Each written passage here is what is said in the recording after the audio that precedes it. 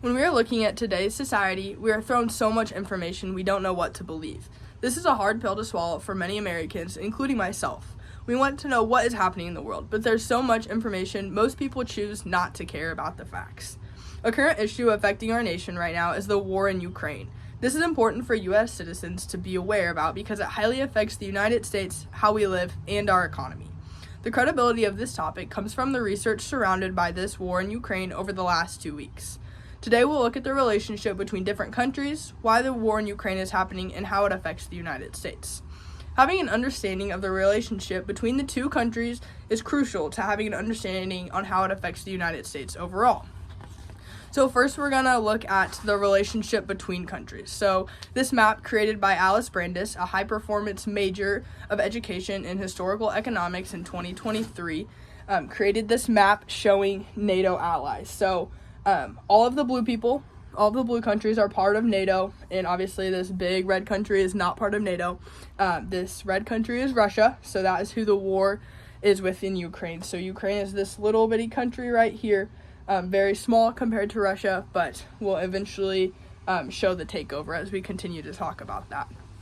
So David Hugland, Director of International Relations at Queen University, stated in Britannica of 2023, goes into depth on the explanation of NATO.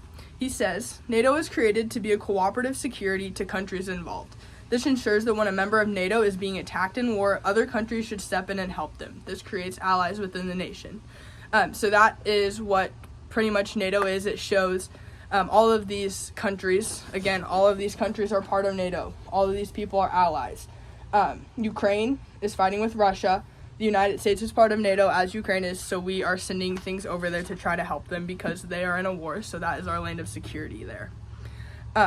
So why the United States helps them, we kind of talked about that. A stable Ukraine is crucial for a broader European security, so that Ukraine is right on the border of Russia, part of their reason to take over, which we'll kind of talk about that in a second. These conflicts in Ukraine have led to significant humanitarian crisis, and the United States aims to alleviate suffering and support those affected by the war because of NATO. Knowing how the deep-seated conflicts and the relationships between the countries help to grasp a greater understanding for why the war is taking place at all. So now we'll talk about why the war is taking place and what that has to do with that at all. So located on Britannica in 2024, Michael Ray earned his bachelor's in history. Annexation of Crimea in 2014. Russia annexed Crimea. This was solely for the reason that Russia did not feel the land was needed. Following this came a controversial referendum which Ukraine and much of the international community deemed illegal. It was believed that Russia could not take over land just because. Ukraine was so involved in the last land takeover, Russia thinks it's their turn to become a victim. So with that being said, in Crimea, Russia tried to take over that land, and it didn't work because Ukraine stepped in as part of NATO. So now Russia believes it's their turn to be the victim and for Russia to try to take that land over for them. So that's the main reason why this war is happening. Russia solely wants that land to tie away from NATO.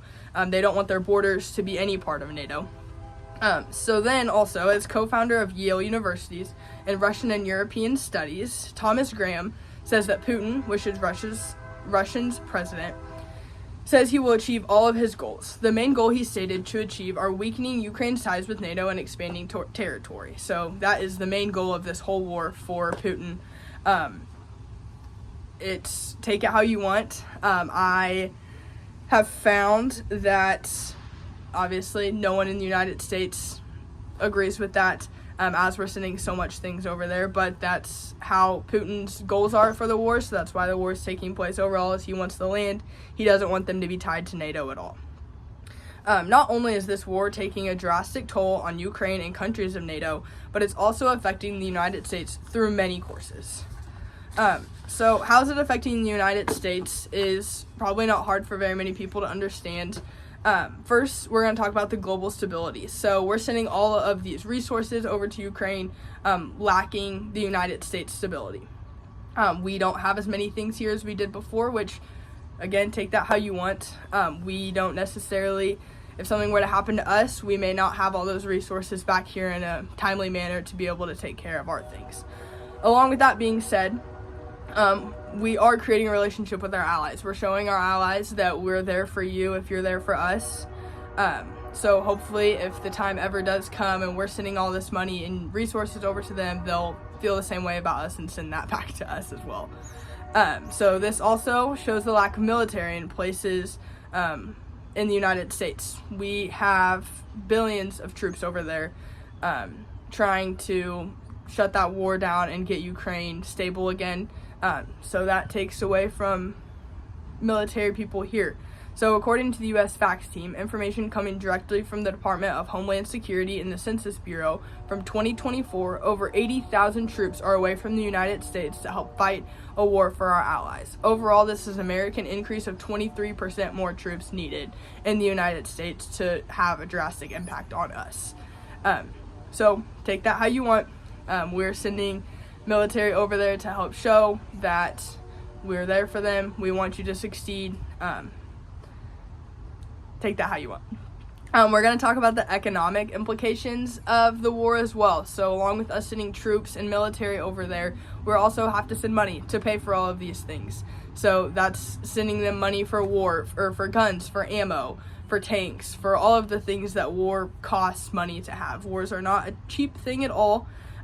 So when assessing the Council of Foreign Relations, we can look at how much money the United States is giving away to fund this. So $175 billion of U.S. spending is what we had. We now have $106 billion sent over to the war in Ukraine to help succeed them. The war in Ukraine is more than just a regional issue. It's a crucial moment for our global history. It affects everyone whether you think it does or not, and it's important to have an understanding of it. Assessing the relationship between countries and how they influence the war itself in Ukraine is extremely important background knowledge that we should all process and be able to grasp an understanding of the war. After gaining that knowledge, we can then begin to understand how this affects me and you every day. After looking at the relationship between different countries, why the war in Ukraine is happening, and how it affects the United States, everyone should have some knowledge on this war and how it's changed our country as we have seen. Thanks for listening.